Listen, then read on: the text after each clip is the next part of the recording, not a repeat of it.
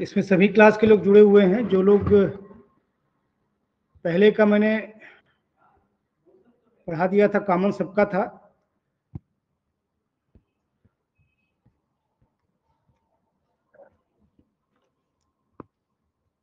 Molecularity और order of reaction मैंने इसके पहले वाले क्लास में बताया था, बट कुछ लोग नहीं पढ़े होंगे, तो इसको मैं जस्ट रिपीट करता हूँ एक बार, रिवाइज करके फिर आगे मैं बढ़ूँगा कि मॉलिक्यूलरिटी क्या होता है और ऑर्डर ऑफ रिएक्शन क्या होता है। मॉलिक्यूलरिटी का मतलब ये होता है कि total number of molecules taking part in a chemical reaction, अभिक्रिया में भाग लेने वाले अणुओं की संख्या, वो आणविकता कहलाती है। और ऑर्डर ऑफ रिएक्शन क्या होता है कि एक रेट इक्वेशन लिखा गया है, उस रेट इक्वेशन में जो अभिकारकों के सांद्रण के घातांकों का योग है वो ऑर्डर ऑफ रिएक्शन है। Summation of power concentration of reactants in a rate equation, that is known as order of reaction. जैसे हमने एक इक्वेशन लिया कि A small B small C लिखा हुआ है, और यहां पर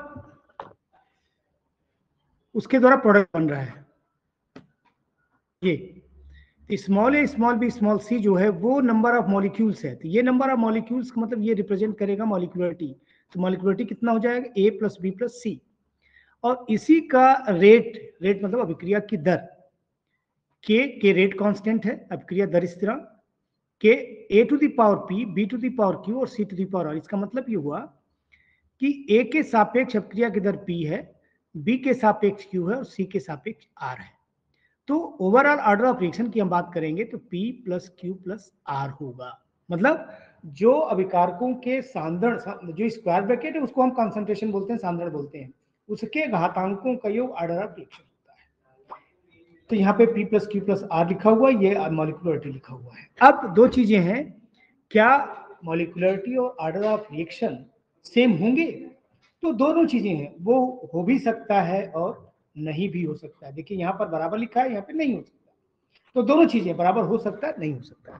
ये पहला पॉइंट था, दोनों के बीच के डिफरेंस की बात मैं कर रहा हूं।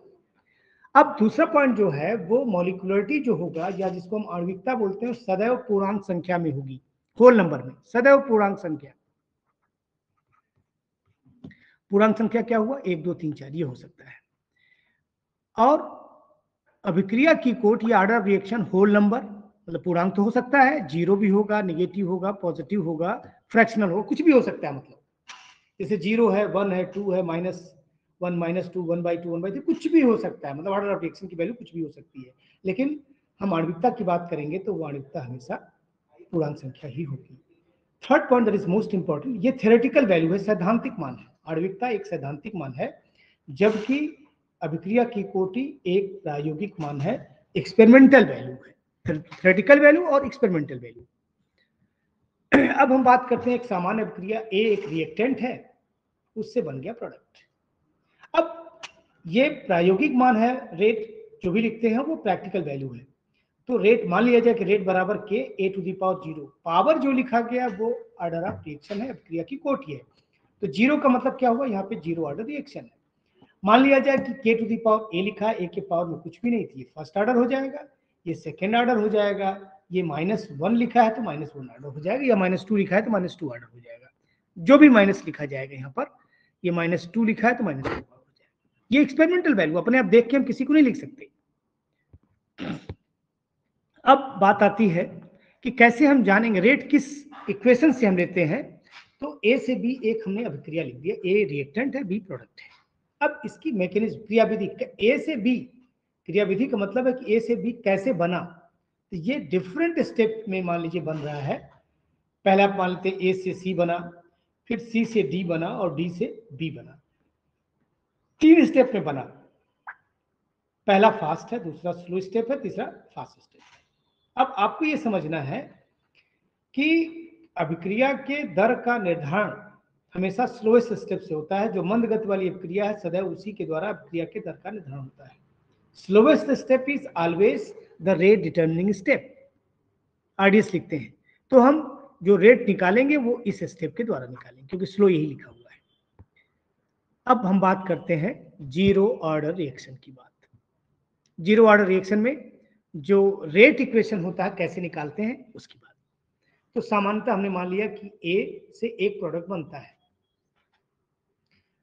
चूंकि जीरो ऑर्डर रिएक्शन है तो रेट बराबर के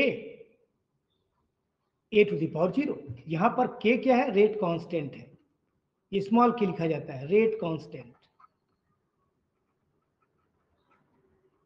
या दर स्थिरांक, वेग स्थिरांक बोलते हैं इसको। अब उसकी डिफिनेशन की बात करें हम कि जीरो ऑर्डर रिएक्शन होता क्या, किसको डिफाइन करेंगे हम, क्या होता है। तो यदि हम सांद्रण, अभिकारक के सांद्रण और अभिक्रिया की दर में के बीच में एक ग्राफ खींचे तो ये देख रहे हैं कि एक सीधी लाइन प्राप्त होती पैरेलल टू एक्स एक्सिस। इसका मतलब क्या हुआ कि अभिकारक का सांद्रण कुछ भी कर दें लेकिन अभिक्रिया की दर अपरिवर्तित रहती है। Means rate of reaction is independent with initial concentration of the reactant। अभिकारक के प्रारंभिक सांद्रण पर अभिक्रिया की दर का कोई प्रभाव नहीं पड़ता है। ये इसका जीरो ऑर्डर रिएक्शन का ये होता है definition. Means rate of reaction is independent of the initial concentration of reactant. अभिक्रिया की दर अभिकारक के प्रारंभिक सांद्रण पर निर्भर नहीं करता। अब कैसे हम रेट को निकालेंगे, सॉल्व कैसे करेंगे।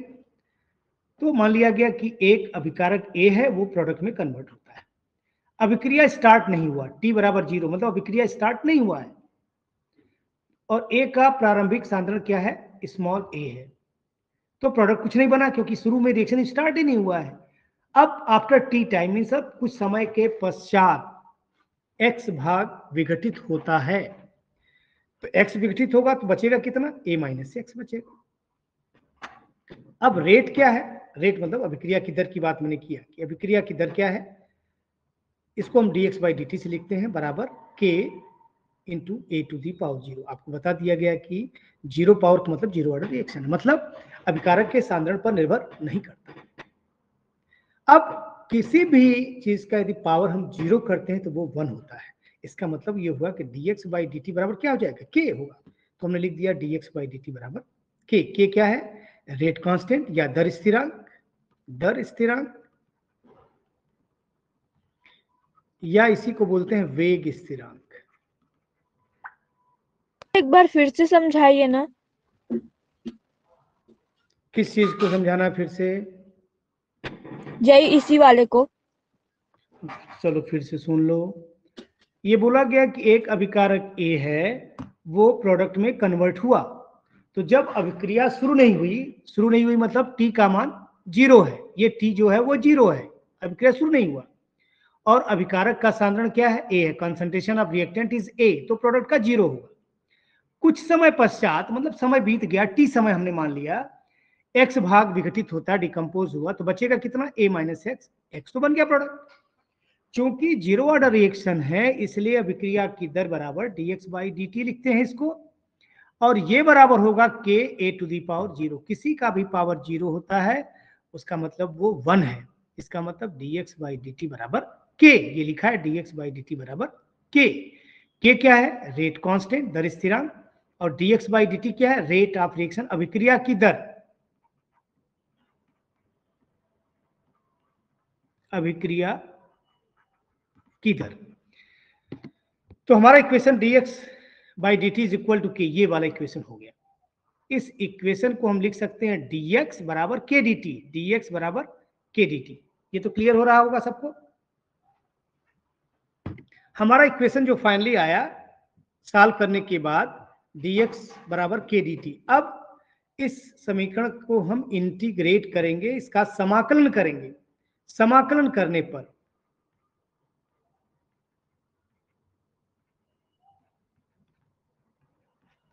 समाकलन dx का होगा, k कांस्टेंट है, और dt का होगा। तो dx का समाकलन करेंगे तो x आएगा, dt करेंगे t आएगा, k कांस्टेंट है, c जो यहाँ पे है c समाकलन स्थिरांक है, इंटीग्रेशन कांस्टेंट, समाकलन स्थिरांक, समाकलन स्थिरांक। तो हमारा इक्वेशन हो गया x बराबर के टी प्लस सी।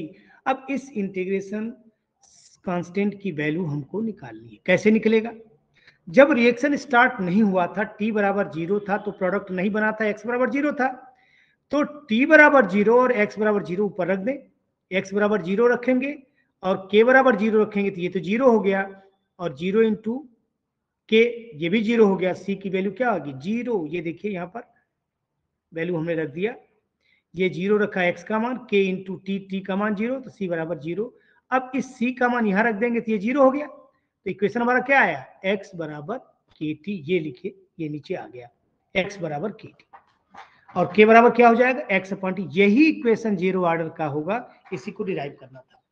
जहां पे k क्या है? रेट कांस्टेंट है, x क्या है? Amount of product which is form, उत्पाद जो बना, और t समय है। अब हम बात करते हैं कि सरल रेखा का समीकरण आपको पहले यूनिट में बताया गया था कि y is equal to M X plus C. y और x के बीच ग्राफ खींचे तो एक सरल रेखा प्राप्त होती है, जिसमें जो c वैल्यू होती है वो 0 से लेकर जहां y एक्सिस को कट करता है, ये c का।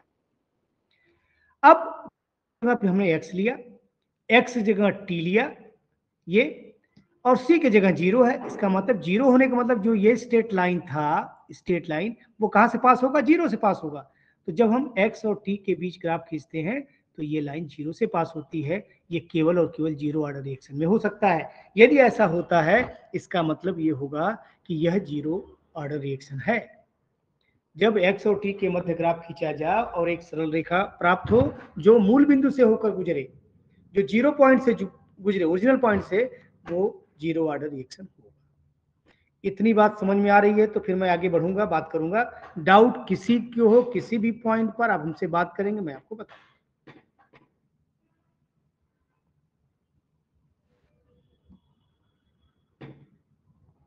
इतना समझ में आ गया तो मैं हाफ लाइफ पीरियड के बारे में बात करूंगा। सर, हाँ, आगे बढ़े। Yes half life period, yes sir, half life period होता क्या, पहले तो ये जानिए। हाफ लाइफ पीरियड का मतलब ये होता है कोई भी अभिकारक जितने समय में आधा हो जाए, मतलब 10 ग्राम है तो 5 ग्राम जितने समय में हो गया, वो उसका हाफ लाइफ पीरियड है, सीधी सी बात। 100 ग्राम है तो 50 ग्राम जितने समय में हो जाए, वो उसका हाफ लाइफ पीरियड है। हाफ लाइफ पीरियड क्लियर हुआ? जैसे हमने लिखा कि यहाँ पर ए मान लीजिए प्रारंभिक सांद्रण है और a/2 हो जाए, उसका आधा हो जाए जितने समय में, वो हाफ लाइफ पीरियड कहलाता है। तो यहाँ पे हमने a लिखा और a/2 लिखा, जितने समय में हुआ वो t हाफ जो हो गया, वो हाफ लाइफ पीरियड है। अब हम 0 ऑर्डर रिएक्शन की बात करेंगे तो हमने लिया एजम्पशन कि t बराबर t हाफ और x बराबर a/2। x a/2 क्यों लिए? क्योंकि आधा लेना है हमको, अब अभिकारक के सांद्रण का आधा। इनिशियल कंसंट्रेशन जो था वो a था, 1/2 मतलब आधा हो गया। अब इन दोनों का मान, ये और ये दोनों चीजें हमको किसमें रखना है? जो इक्वेशन हमारा था कि x बराबर के टी, इस इक्वेशन में वैल्यू रखना है। x की जगह पे a/2, देखिए x की जगह a/2, k इंटू टी की जगह पे t हाफ, तो t हाफ बराबर क्या हो गया? a/2k। इसका मतलब t हाफ is directly proportional to a। क्या मतलब इसका? कि जैसे जैसे हम अभिकारक का सांद्रण बढ़ाएंगे, अर्ध आयु की वैल्यू, टी हाफ की वैल्यू जो है वो बढ़ती जाएगी। A initial concentration of the reactant, अभिकारक का प्रारंभिक सांद्रण है। इसका मतलब ये हुआ कि शून्य कोट की अभिक्रिया में अर्ध आयु काल अभिकारक के प्रारंभिक सांद्रण के समानुपाती होता है। half life period is directly proportional to initial concentration of the reactant। ये इसका मतलब। अब यदि हम टी हाफ और ए के बीच ग्राफ खींचे तो ये स्ट्रेट लाइन पास होगा, क्योंकि यहां पर इंटरसेप्ट था नहीं, तो 0 से पास होगा। ये केवल और केवल 0 ऑर्डर के लिए हो सकता है। क्या मतलब? कि अभिकारक का सांद्रण बढ़ाएंगे तो अर्धायु की वैल्यू बढ़ जाएगी। जैसे उदाहरण हमने लिया कि 10 ग्राम कोई पदार्थ है और 0 ऑर्डर को फॉलो करता है और उसका अर्धायु 100 दिन है, तो हमने 10 ग्राम की जगह 100 ग्राम ले लिया, 10 गुना बढ़ गया। इसका मतलब अर्धायु काल भी 10 गुना बढ़ जाएगा, क्योंकि डायरेक्टली प्रोपोर्शनल है, 1000 दिन हो जाएगा। ये केवल और केवल 0 ऑर्डर रिएक्शन। होता है। क्लियर है बात? शून्य कोट की अभिक्रिया में अभिक्रिया की अर्धायु अभिकारक के सांद्रण के समानुपाती होता है। मतलब अभिकारक का सांद्रण जैसे जैसे बढ़ाएंगे अर्धायु काल बढ़ता जाएगा। इसका एग्जाम्पल हम लें। पहला एग्जाम्पल है अमोनिया का विघटन टंगस्टन की उपस्थिति में N2+3s2।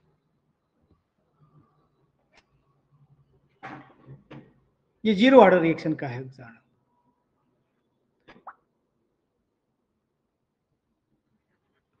Decomposition of nitrous oxide N2+½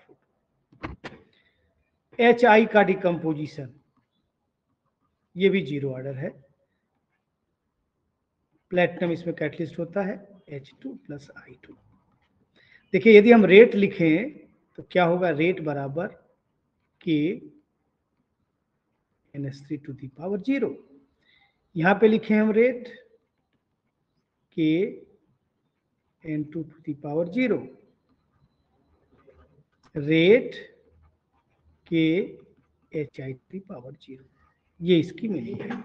power zero का मतलब जीरो ऑर्डर रिएक्शन होगा।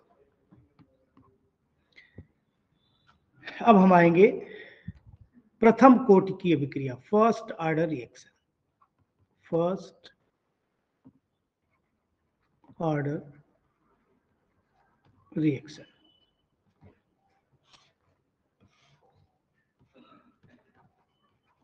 प्रथम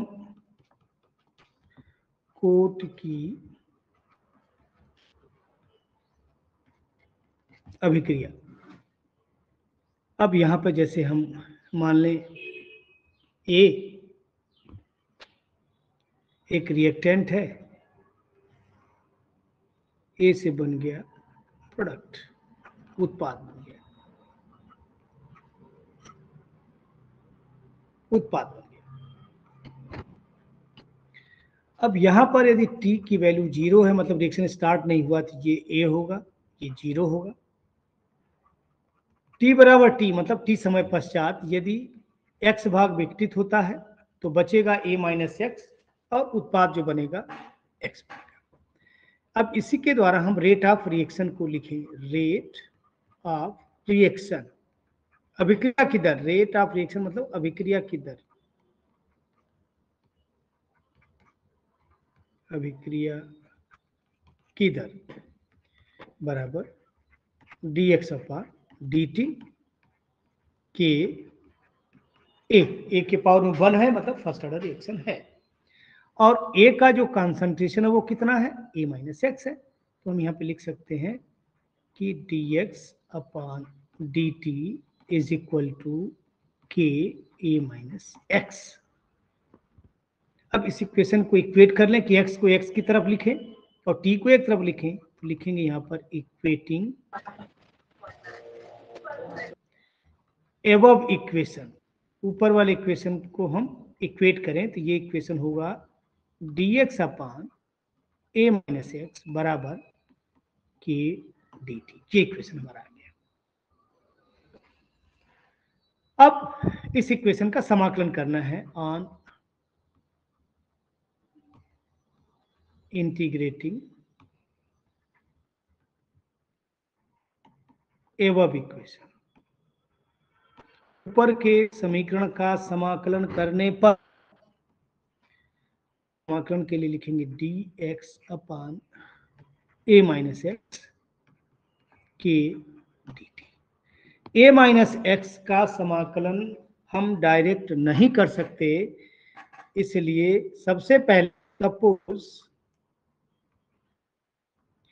A-x बराबर P, इसको हम बोलते हैं बाय सब्स्टिट्यूशन मेथड, प्रतिस्थापन विधि द्वारा सॉल्व करेंगे। A-x bye P। अब इसका डिफरेंशिएशन करेंगे अवकलन करने पर, ऑन डिफरेंशिएशन, अवकलन करने पर क्या होगा? A कांस्टेंट है, जीरो होगा और x का होगा dx और p का होगा dp। क्या हम लिख सकते हैं कि dx बराबर माइनस dp। ये दो चीजें हमको मिल गई कि dx की जगह पे माइनस dp और a माइनस x जगह पे हम p लिख दें। तो इक्वेशन हमारा क्या हो गया, माइनस dp, dx की जगह पे हो गया माइनस dp अपान p, ये तो रहेगा ही। ठीक ठीक, इसको समझ में इतना आ गया तो हम आगे बढ़ जाए। किसी को डाउट हो पूछ सकता है, अदरवाइज हम आगे बढ़ेंगे। हाँ सर, एक बार और। देखिए ये वाला इक्वेशन तो समझ में आ रहा है, dx upon a minus X बराबर k dt। यहाँ पर a माइनस एक्स को हमने p मान लिया है, तो a माइनस एक्स को हमने p, देखिए यहाँ नीचे p लिखा हुआ है, और इसका डिफ्रेंसिएशन करेंगे, a कांस्टेंट वैल्यू है, 0 हो जाता है डिफ्रेंसिएशन, और माइनस एक्स का करेंगे तो माइनस dx होगा, और p का डिफ्रेंसिएशन होता है dp। तो dx बराबर माइनस dp। अब जहाँ पे dx लिखा हुआ ऊपर, यहाँ पे हमने लिख दिया माइनस dp, ये देखिए माइनस dp, और a माइनस एक्स जगह लिख दिया p, और k dt तो वैसे ही रहेगा, ये ऐसे हो गया। अब आपको पता है कि जब हम इंटीग्रेशन करते हैं dx अपान एक्स, इसको क्या लिखते हैं, कोई बता दे इंटीग्रेशन में dx अपान एक्स क्या होता है, एनीवन, कोई भी बता सकता है, सोच के बताइए, क्योंकि पढ़ाया गया है इसलिए आप ये नहीं बोल सकते कि हमको नहीं पढ़ाया गया है। एनीवन, कोई भी बता सकता है, नहीं याद है, log x sir. L, very good, ln x, ln का मतलब क्या होता है, base e, log x base e, ये वैल्यू होती है। तो वैसे ही यहाँ पर अब माइनस dp बाई p है, तो इसको हम लिखेंगे माइनस ln p बराबर k dt का होगा t, और c हो गया इंटीग्रेशन कांस्टेंट, स्मॉल के लिखेंगे। अब p के जगह पे हमने क्या माना था, a माइनस एक्स, फिर से हम लिख दें, तो माइनस ln p के जगह हमने लिख दिया a minus X, K T plus सी, सी है इंटीग्रेशन कांस्टेंट। इस c का मान हमको निकालना होगा। अब c का मान निकालने के लिए, जैसे पहले हमने माना था कि जब t बराबर 0 होगा तो x का मान 0 होगा, इन दोनों का मान ऊपर वाले समीकरण में हम रख दें, मान x के जगह पे 0 हो गया बराबर के टी गया प्लस सी, तो minus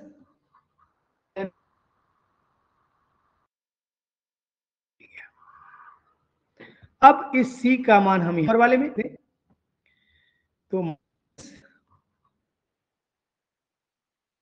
minus X K T minus L N, minus L N A रख दिया। अब पक्षांतरण कर दें हम, इक्वेट करें तो माइनस एल एन ए इधर चला जाएगा तो पॉजिटिव वैल्यू हो जाएगी, एल एन ए हो गया, माइनस का इधर प्लस हो गया, फिर minus L N A minus X बराबर के टी। हम इसको लिख सकते हैं L N A minus X बराबर के टी। कैसे, क्योंकि आपको बताया गया था कि log m अपान n बराबर log m minus log n, वही चीज यहां पर है, यस सर। अब ln को हम log में चेंज करते हैं बेस 10 में, तो किससे मल्टीप्लाई करते हैं, ln x का मतलब हमने बताया था log x बेस e, लेकिन बेस 10 में करते हैं तो 2.303 से मल्टीप्लाई करते हैं, ऐसा। तो अब इसमें 2.303 से मल्टीप्लाई कर दें हम, अब ये log हो जाएगा a upon a minus X बराबर के टी। log का मतलब बेस 10 होता है, याद रखिए, ln का मतलब बेस e होता है, log का मतलब बेस 10। अब हम लिख सकते हैं k बराबर, ये t जो लिखा नीचे आ जाएगा, तो 2.303 upon T log a upon a minus X. यही है प्रथम कोटि अभिक्रिया के दर स्थिरांक का समीकरण, k बराबर 2.303 upon T log a upon a minus X. अब इस समीकरण से हम दो ग्राफ खींचेंगे, पहला होगा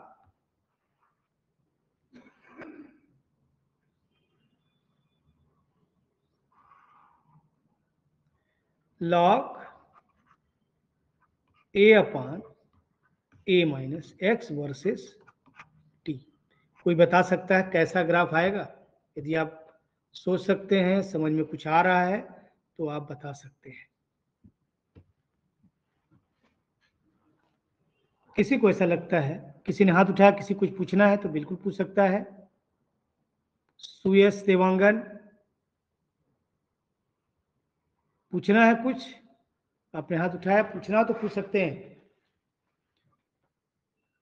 सुयश, अदरवाइज मैं आगे बढ़ रहा हूं। ठीक, log a upon a minus x versus t के बीच ग्राफ खींचना। कोई भी एक बता सकता है कि कैसा ग्राफ होगा। हमेशा दिमाग में आपके सरल रेखा का समीकरण होना चाहिए। यदि सरल रेखा का समीकरण आपको पता है, मुझे लगता है कोई दिक्कत नहीं आएगी।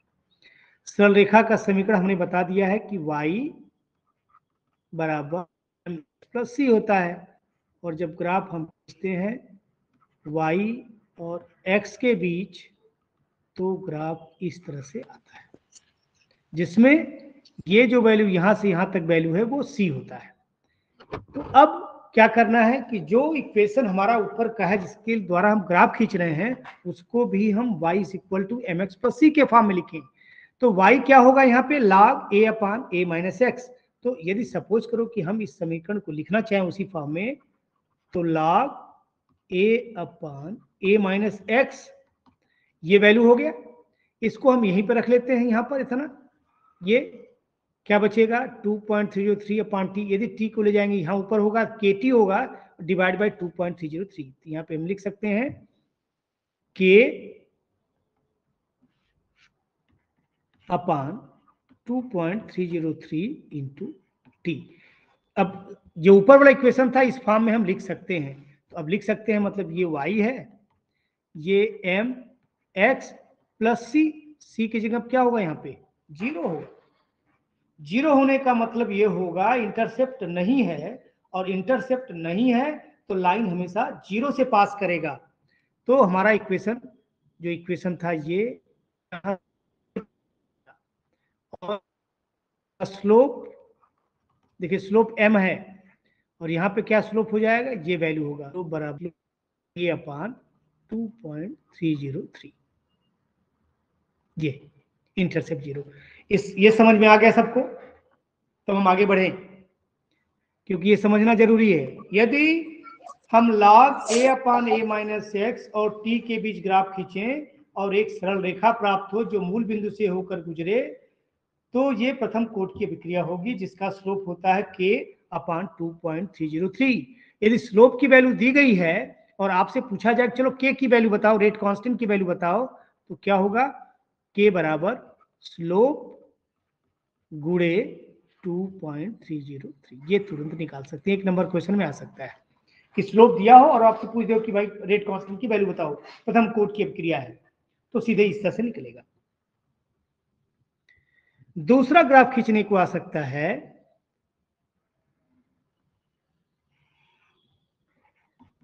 t है और यहां पे log a माइनस एक्स है, इस ग्राफ के बारे में। तो अब फिर से हमको y बराबर log a माइनस एक्स मानना पड़ेगा, जबकि यहाँ पे y बराबर log a upon a minus x है। तो हम इक्वेशन को सॉल्व कर लें। हम इसको लिख सकते हैं log a minus log a minus, जैसे log m अपान n होता है log m minus log n, तो log a upon a minus X बराबर log a minus log a minus x, और ये अपान 2.303 इंटू टी। अब इसको सॉल्व करिए, हमको y मानना है log a माइनस एक्स, तो log a माइनस एक्स। अब ये माइनस लिखा है, minus log a minus x, इसको इस साइड ले जाएंगे तो प्लस हो जाएगा, इसको इधर लाएंगे तो ये माइनस हो जाएगा। तो minus k upon 2.303 T plus log a। ये इक्वेशन समझ में आ रहा है? फिर से एक बार देख लीजिए, देखने के बाद बात करिए, फिर मैं बताऊंगा। Yes sir. उसी को हमने इक्वेट करके लिखा है, अब हम यहाँ पे सरल रेखा का समीकरण लिख सकते हैं y is equal to mx plus C. y ये माइनस से देखिए, माइनस है तो माइनस mx प्लस सी। और जब सरल रेखा समीकरण में स्लोप की वैल्यू नेगेटिव होती है तो लाइन नीचे की तरफ होता है, ये ऐसा होता है जब नेगेटिव। अब यहां पर भी नेगेटिव है, इसका मतलब ये नेगेटिव जाएगा, नीचे की तरफ जाएगा ऐसे। और स्लोप क्या होगा? स्लोप है माइनस एम। यहां पे क्या है स्लोप? माइनस के अपॉन 2.33, तो आप लिखेंगे माइनस के अपॉन 2.303। और इंटरसेप्ट जीरो नहीं है, इसका इंटरसेप्ट क्या है? लॉग ए। ये इंटर सी जो होता है लॉग ए होता है, मतलब यहां से यहां तक ये जो वैल्यू यहां से लेके ये वैल्यू, ये लॉग कहलाएगी, ये लॉग ए है, इंटरसेप्ट कहलाता है। तो जब हम log a माइनस एक्स और t के बीच ग्राफ खींचें और स्लोप नेगेटिव प्राप्त हो और स्लोप की वैल्यू माइनस के अपॉन 2.303 हो और इंटरसेप्ट log a हो, इसका मतलब 100% वो प्रथम कोटि की अभिक्रिया होगी। अब इस इक्वेशन का हाफ लाइफ पीरियड, प्रथम कोटि अभिक्रिया का हाफ लाइफ पीरियड,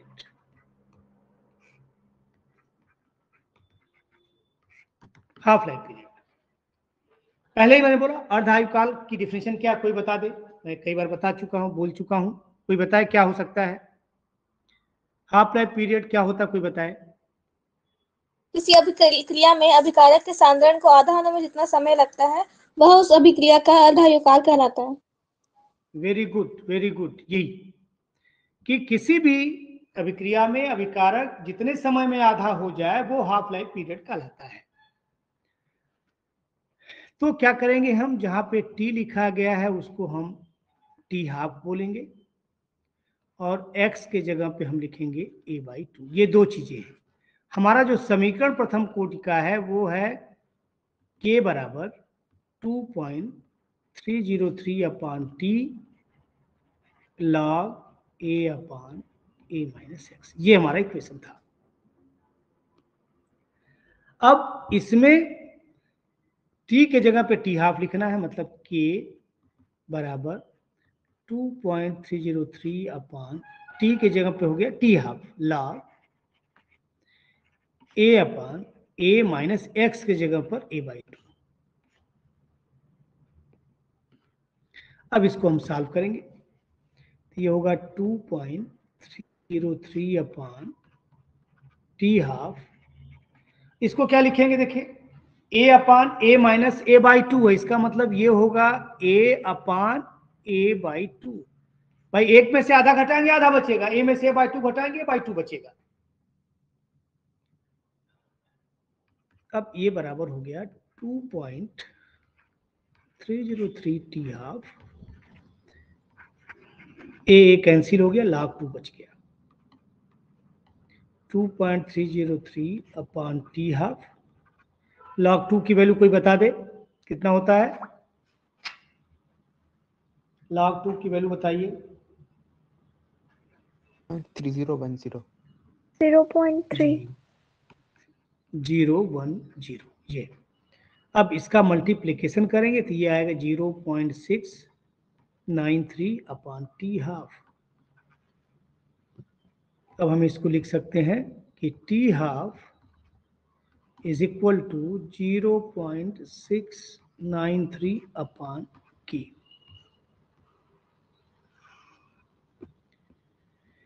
अब देखिए, यदि हम आपसे पूछें कि प्रथम कोटि अभिक्रिया में टी हाफ और ए के बीच, मतलब अभिकारक के प्रारंभिक सांद्रण के बीच क्या संबंध है, क्या उत्तर देंगे?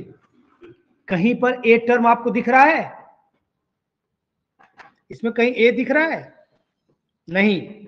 इसका मतलब है कि इस पर डिपेंड करता ही नहीं है, a टू दी पावर 0 हो गया। शून्य कोटि की अभिक्रिया में क्या हमने बताया था कि अभिकारक का सांद्रण और अभिक्रिया की दर आपस में समानुपाती है, डायरेक्टली प्रोपोर्शनल है। यहाँ पे क्या है, वो निर्भर ही नहीं करता, डिपेंड ही नहीं करेगा। Means half life period for first order reaction is independent with initial concentration of the reactant. प्रथम कोट अभिक्रिया में अर्धायु काल अभिकारक के प्रारंभिक सांद्रण पर निर्भर नहीं करता। या आप जरूर लिखेंगे इस चीज को। In first order reaction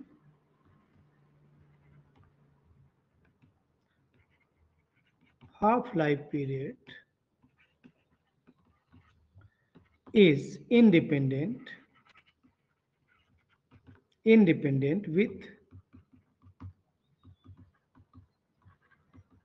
initial concentration of reactant। Hindi में यदि बात करें तो प्रथम कोटि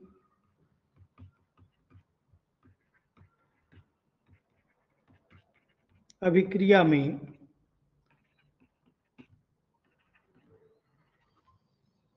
अर्धायु काल अभिकारक के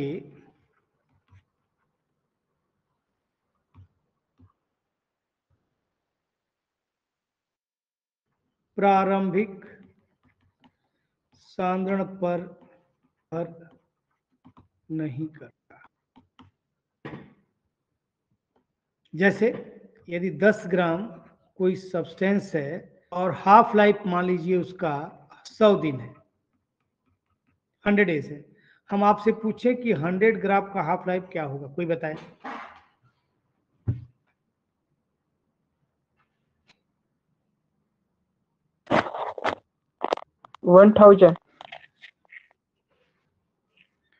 बेटा क्या लिखा हुआ है ऊपर, क्या बताइए ऊपर क्या हमने लिखा है? प्रथम कोटि अभिक्रिया में अर्धायु काल अभिकारक के प्रारंभिक सांद्रण पर निर्भर नहीं करता।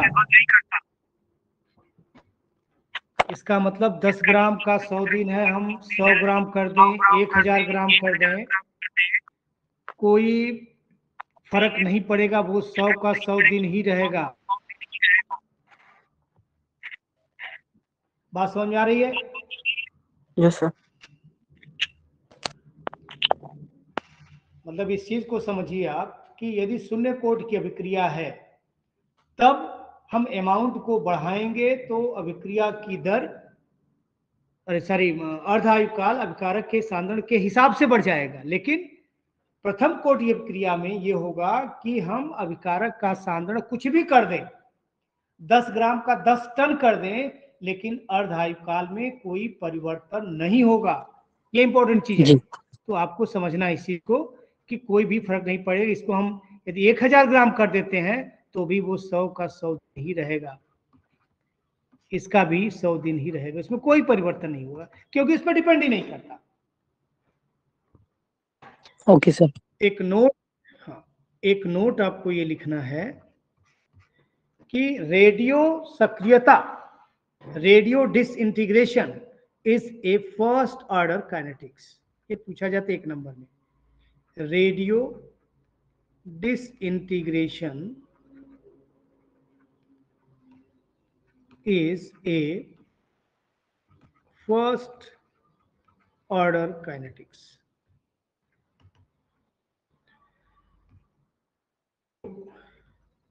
सक्रियता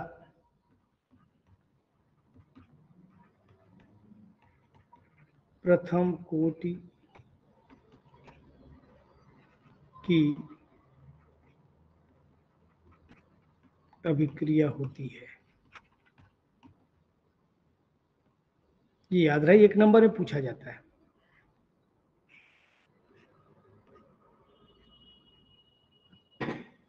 रेडियो एक्टिव मैं भूल गया हूं।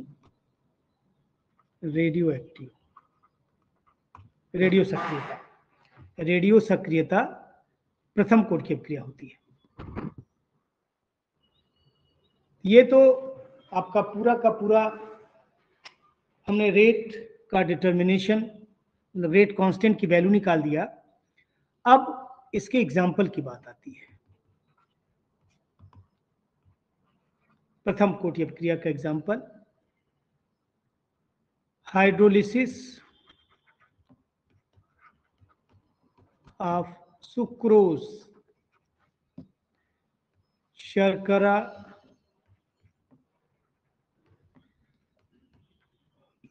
का जल अपघटन, और इस रिएक्शन को बोलते हैं इन्वर्जन ऑफ शुगर या शर्करा का प्रतिलोमन। शर्करा का प्रतिलोमन होता क्या है? अब हम आपसे सुक्रोज का फार्मूला पूछे, क्या होता है कोई बताए? शर्करा का फार्मूला बताइए।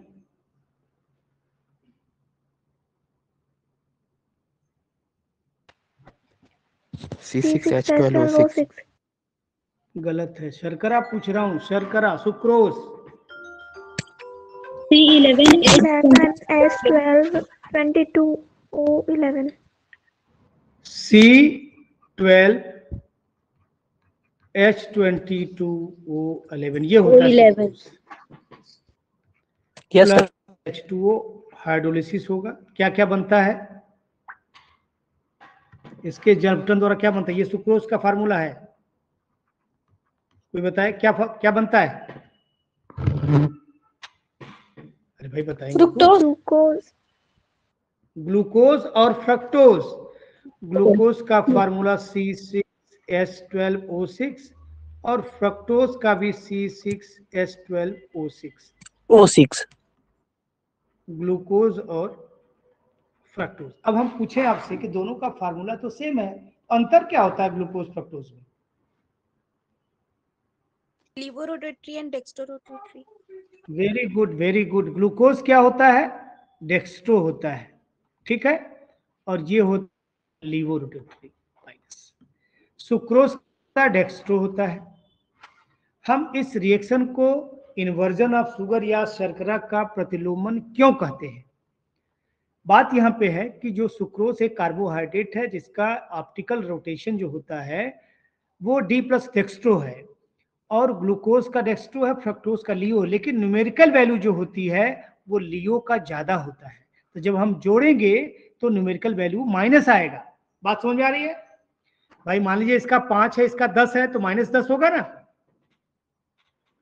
दोनों को जोड़ेंगे तो ये माइनस वैल्यू ज्यादा होगी। तो डेक्स्ट्रो और लियो में न्यूमेरिकल वैल्यू लियो की ज्यादा होती है, तो जोड़ते हैं तो वो जो रोटेशन होता है वो निगेटिव हो जाता है।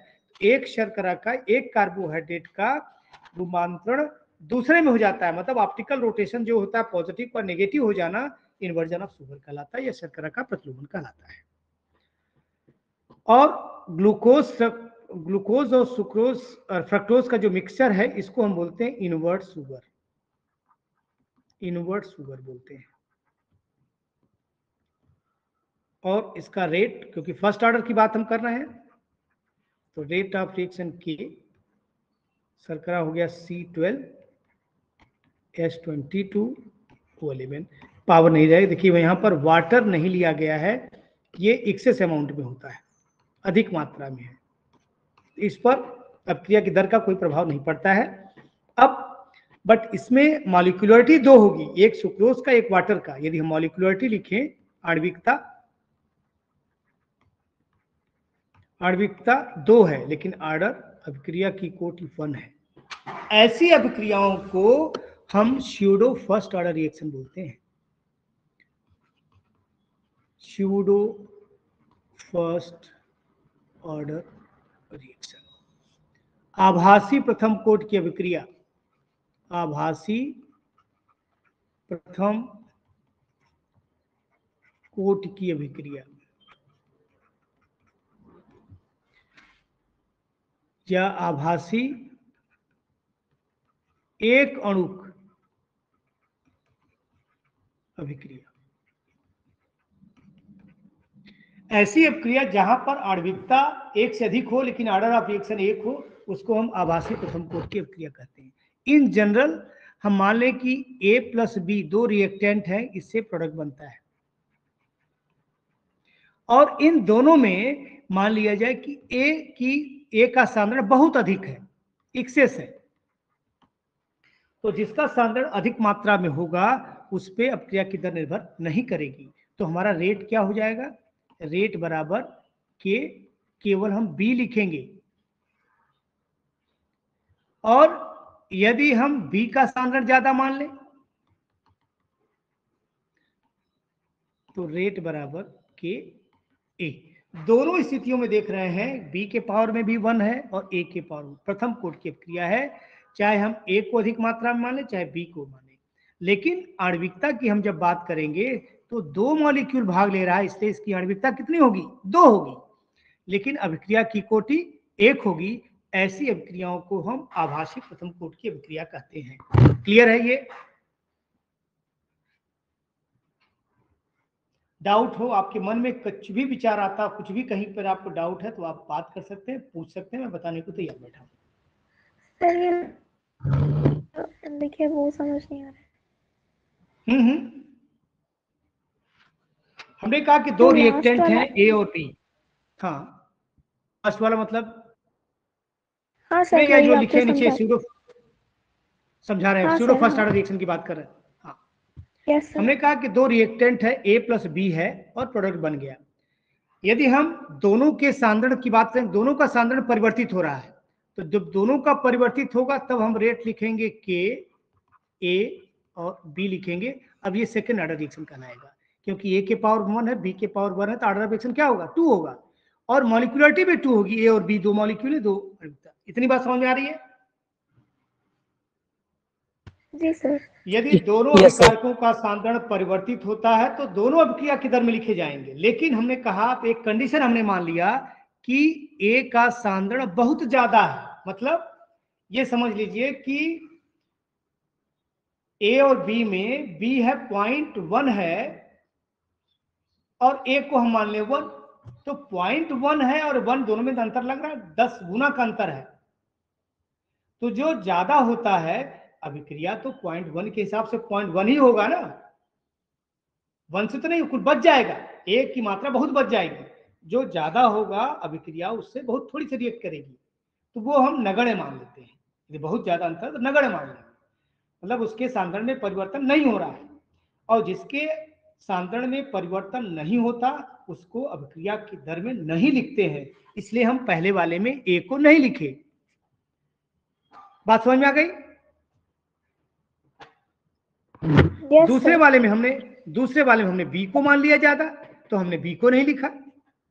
तो दोनों दशाओं में बी के पावर में 1 है, मतलब फर्स्ट ऑर्डर है, ए के पावर 1 है, ये फर्स्ट ऑर्डर है। सिर्फ अंतर यह है कि इसमें ए अधिक मात्रा में है, दूसरे वाले में बी को मैंने मान लिया।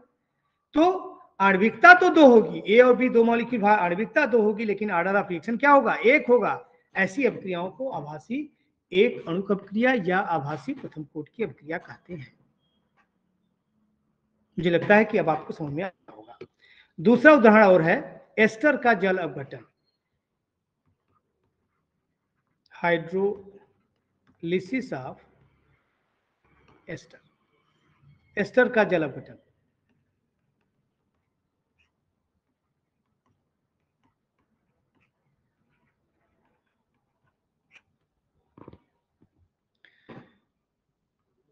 सी, इसको हम इन जनरल लें तो R COOR dash H2, H plus का मतलब acidic medium.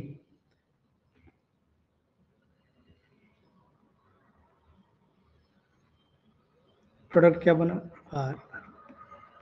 RCOH plus HOR dash, मतलब एक एसिड बन गया, कार्बोक्सिलिक एसिड है और ये अल्कोहल बन गया। ठीक है, ROH का मतलब अल्कोहल और ये RCOH एसिड बन गया। किसमें? अम्लीय जल अपघटन, इसको बोलते हैं अम्लीय जल अपघटन। किसका? एस्टर का।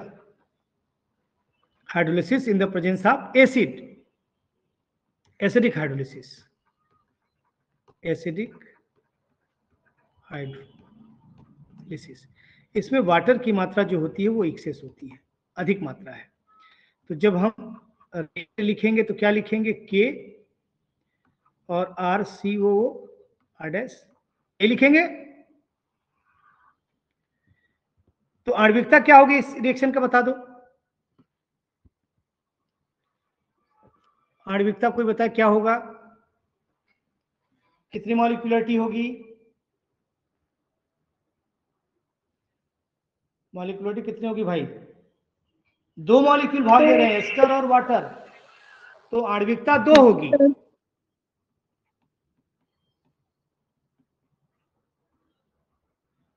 आणविकता 2, मॉलिक्यूलरिटी जो होगी वो 2 होगी। ऑर्डर ऑफ रिएक्शन क्या होगा? 1। वेरी गुड, ऑर्डर 1 होगा। ऐसी अपक्रियाओं को क्या बोलते हैं? क्या बोलते हैं, अभी बताया गया था, आभासी प्रथम कोट की अपक्रिया, स्यूडो फर्स्ट ऑर्डर रिएक्शन। दूसरा है अल्कलाइन हाइड्रोलिसिस, इसी को हम यदि अल्कलाइन हाइड्रोलिसिस लिखें,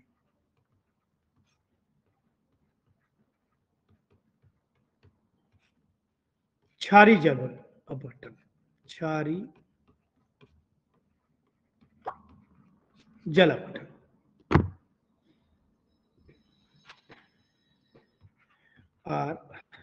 RCOOR डैश, क्षारी मतलब NaOH हमने ले लिया यहाँ पे, RCONA प्लस HR, ये सोडियम का साल्ट बन गया, ये अल्कोहल बन गया। क्योंकि यहाँ पर NaOH है और एक्सेस नहीं है तो रेट क्या हो जाएगा, मतलब दोनों पर डिपेंड करेगा, एस्टर और अल्कली। ये अल्कली है और ये एस्टर है, तो ऑर्डर ऑफ रिएक्शन क्या हो गया आप बता दीजिए। ऑर्डर 2 हो गया, मॉलिक्यूलरिटी भी 2 है। अब इस अभिक्रिया को हम आभासी प्रथम कोट की अभिक्रिया नहीं कहेंगे, याद रखिए, क्योंकि मॉलिक्यूलरिटी और ऑर्डर ऑफ रिएक्शन 2-2 है। यदि ऑर्डर ऑफ रिएक्शन 1 होता तब हम स्यूडो ऑर्डर बोलते हैं। तो ये अम्लीय माध्यम में एस्टर का जल अपघटन, आभासी प्रथम कोट की अभिक्रिया, क्षारी जल अपघटन, क्षारी माध्यम में जल अपघटन, अभिक्रिया की आणविकता 2 और अभिक्रिया की कोट भी 2 होगी। इस चीज को याद रखिए, ये बार बार पूछा जाता है कि एस्टर का अम्लीय जल अपघटन और एस्टर का क्षारी जल अपघटन, अल्कलाइन हाइड्रोलिसिस और एसिटिक हाइड्रोलिसिस।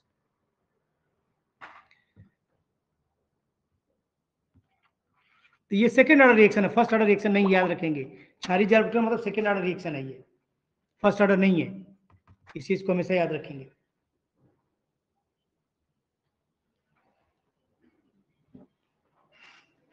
तो आज का बस इतना ही, मिलते हैं ब्रेक के बाद। किसी कुछ पूछना है, बात करनी है तो आप से बात कर सकते हैं, पूछ सकते हैं।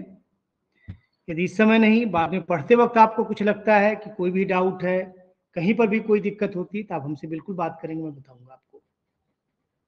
व्हाट्सएप पे मैसेज भेजेंगे तो भी मैं बताऊंगा।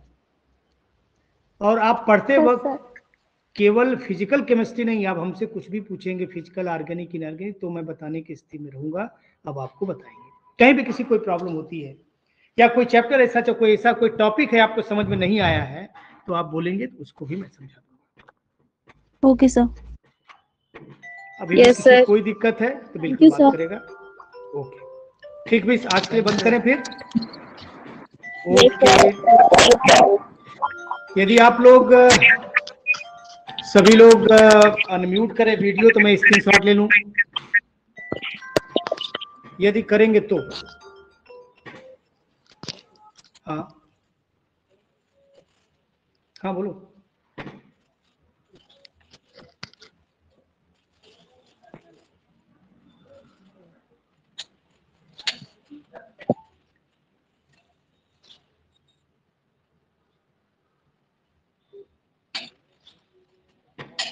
स्क्रीनशॉट के लिए तैयार यदि आप लोग हैं, अनम्यूट करें वीडियो तो स्क्रीनशॉट लें, अदरवाइज नहीं। हाँ बोलो। हाँ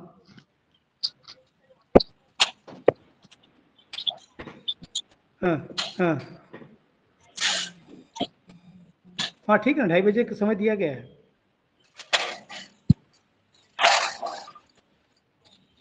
अनम्यूट बोले, अब देख लो, जैसा बोले कर लो, जैसा बोलते। ठीक, चलिए ठीक है सभी का।